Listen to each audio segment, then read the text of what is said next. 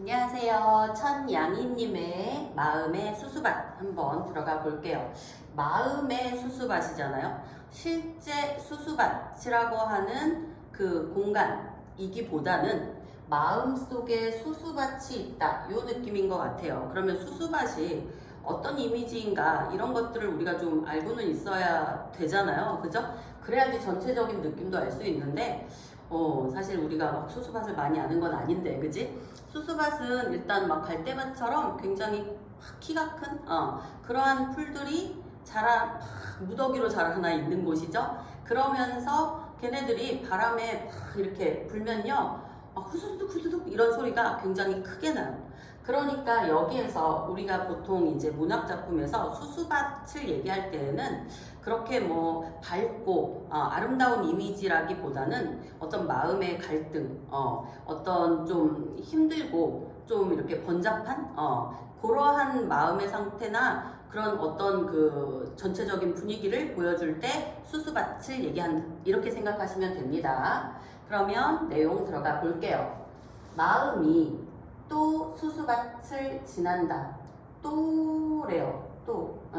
처음이 아니죠. 자꾸 계속 오늘도 여전히 수수밭을 지난대요. 마음이 지난다. 진짜 뭐 그 수수밭을 가서 지나간다는 느낌 아닌 거 아시죠? 또 형상화하고 있는 거죠. 계속 마음이 요즘 안 좋은가 봐요. 그쵸? 뭔가가 심란하고 뭔가 지금 될 일이 안 되고 뭐 이런 느낌인 거지. 그래서 머윗잎 몇 장 더 얹어 뒤란으로 간다. 뒤라는 우리가 요즘 아파트나 뭐 빌라 이런 생활을 많이 하기 때문에 뒤란이라는 느낌을 모르시는데요. 일반 주택에서는 이제 마당 같은 게 있잖아요. 그랬을 때 그 집 뒤에 있는 마당 이런 것을 이제 우리가 뒤란, 뒷격 이렇게 얘기하거든요. 그래서 그 뒤쪽으로 이렇게 생각하시면 될 것 같아요. 그 머위라고 하는 풀에 잎을 몇 장 더 얹어서 뒤란으로 간다. 수수밭이 마음인데 그것을 지금 뒤란으로 가요. 계속 마음의 어떤 행위겠죠? 그런데 머윗잎을 몇 장 더 얹어서라고 한다면 이게 어떤 느낌일까를 많이 생각해 봤어요. 어떤 걱정을 더해서 혹은 걱정을 조금 이렇게 감싸주려고 뭘까라고 생각할 때 후자 쪽이 아닐까 싶습니다. 그래도 뭔가를 가라앉히고 싶어서 이런 느낌이겠죠. 그래서 저녁만큼 저문 것이 여기 또 있다.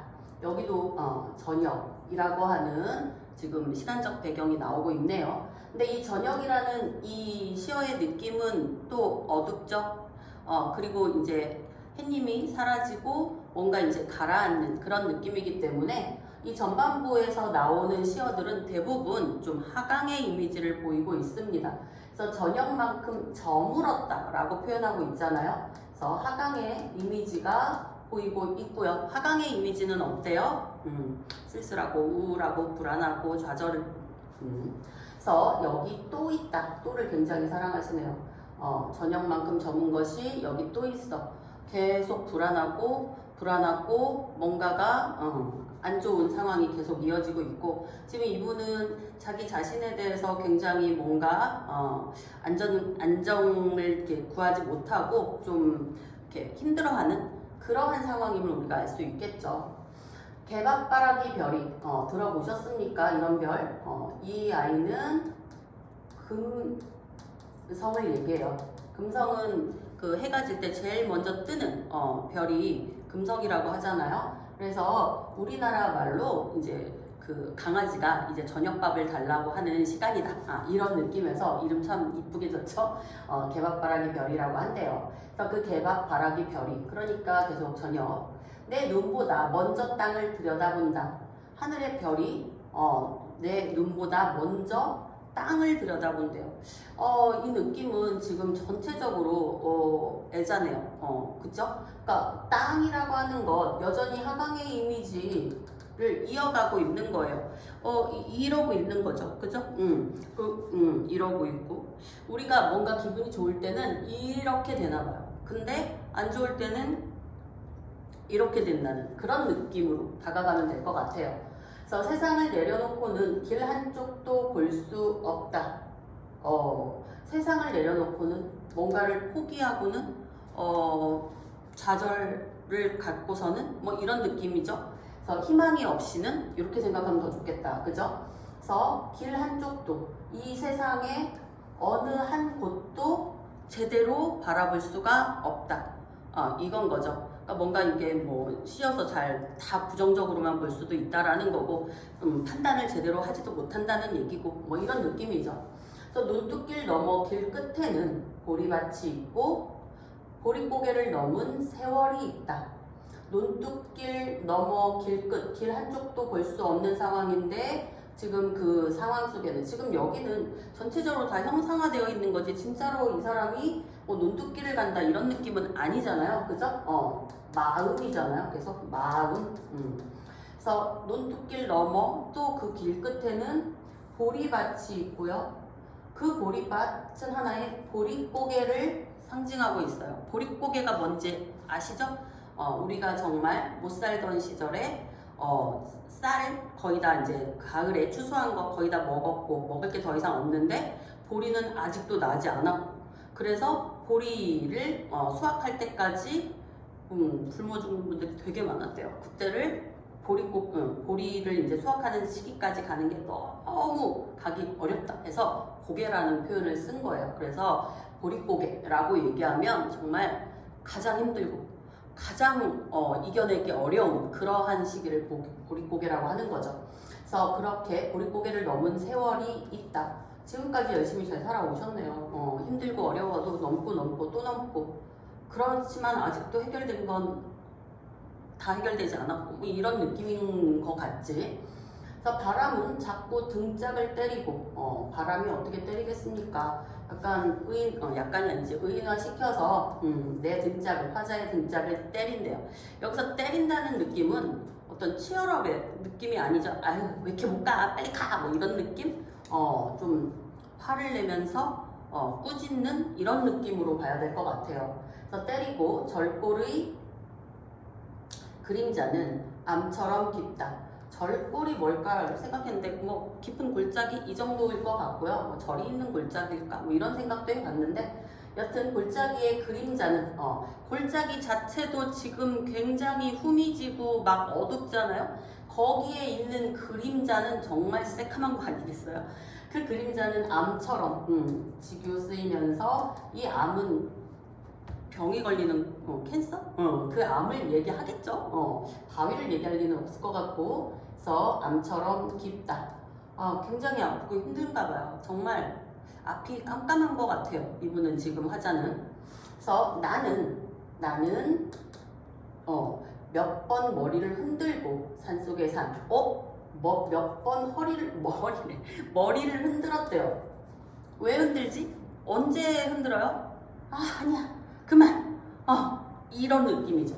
여기까지는 진짜 너무너무 하강이고 까맣고 좌절이고 앞이 안 보이고 도대체 내가 뭔가를 해낼 수 있기는 한가라는 그런 느낌으로 가는데 여기서 약간의 그 시상의 전환점이 될 수 있는 그러한 행위를 하고 있네요. 몇 번 머리를 흔들고 산속의 산 위의 산을 본다. 어머나! 여태까지 뭐 봤어요? 땅 봤죠? 땅 봤는데 산은 어디 있어요? 위에 있어요. 산을 이렇게 보는 사람은 없어요. 그죠? 그렇기 때문에 산 위에 산 위를 올려다 본다는 거죠.